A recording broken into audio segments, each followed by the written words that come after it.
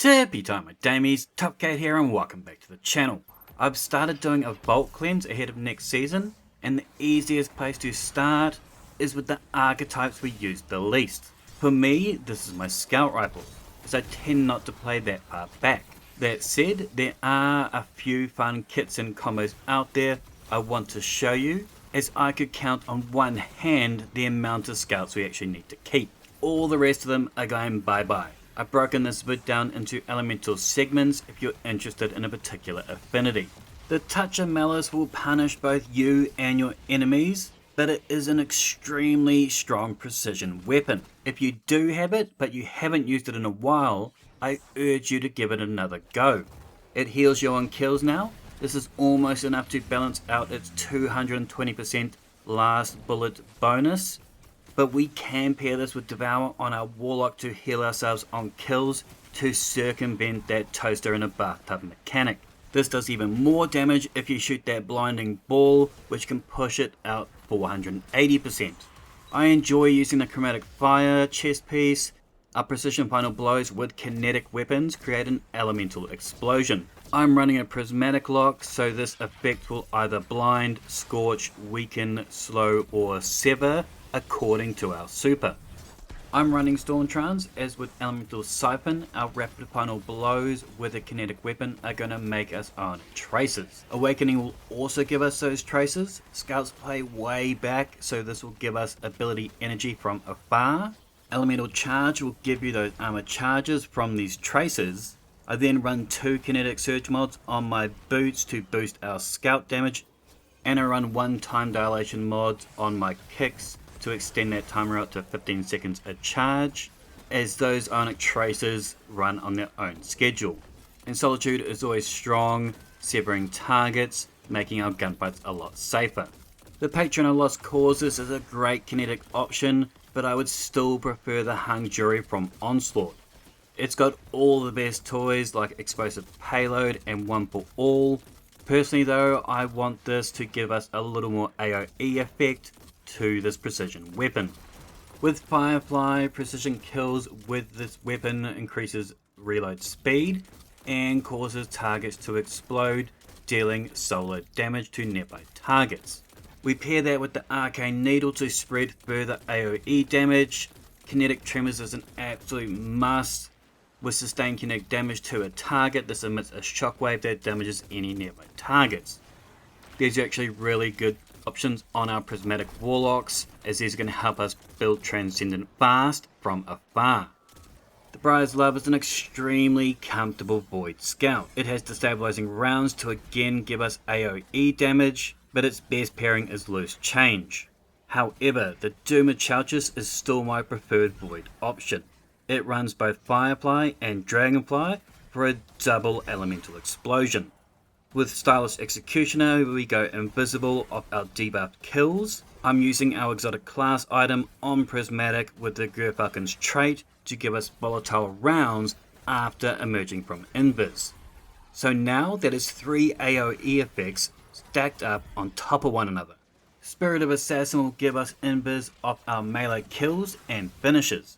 Our Hunter can stack up debuffs extremely easily. Our Smoke Bomb is finally potent. Gambler's Dodge will maximize these, and Winter's Shroud can slow from these dodges. Grapple will apply Unravel, Facet of Solitude will sever, and our Silk Strike, Deadpool and Squall can all debuff while slaying. The more of these we can stack up, the better. It's all going to go towards that Scout's area of effect damage. For our Solar Scouts, go Warlock. The Polaris Lance is a favourite amongst the community. Its perfect 5th bullet hits hard with a massive solar explosion that scorches. This can devastate those larger targets and hordes of enemies from safety. It is though a 150 RPM, so can feel quite cumbersome in closer quarters. It definitely plays best if you're going to be a little chicken shit. With Solar Fulmination, our ignitions do increased damage in an increased radius.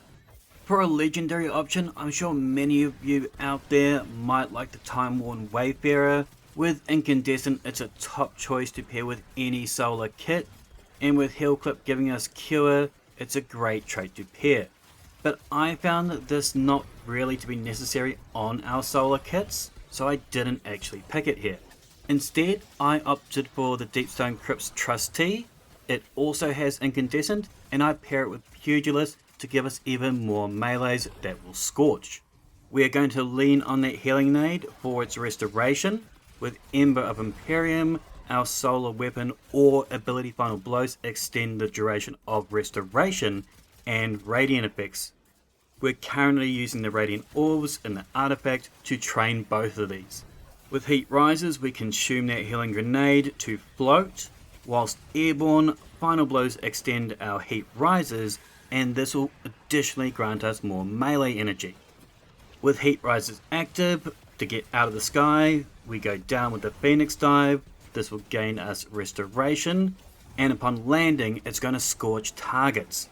We can add a Helion to help stack up that scorch, and with all those finger snaps coming thick and fast, we've got ignitions coming faster than a Jessica Alba JOI. My favourite scout though is the massively underrated Skyburner's Oath. This deals additional damage to Cabal and Phallic shields.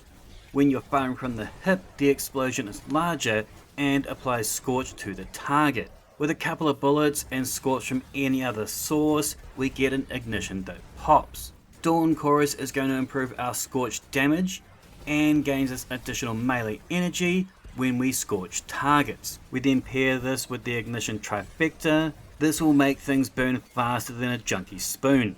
With Char, our ignition spreads Scorch, Ashes will apply more stacks, and Eruption will increase our ignition's radius.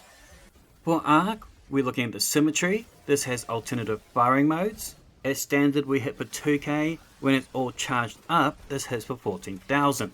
With its Catalyst we gain a massive increase to our reload speed and handling whilst amplified. This pairs perfectly with the Getaway Artist.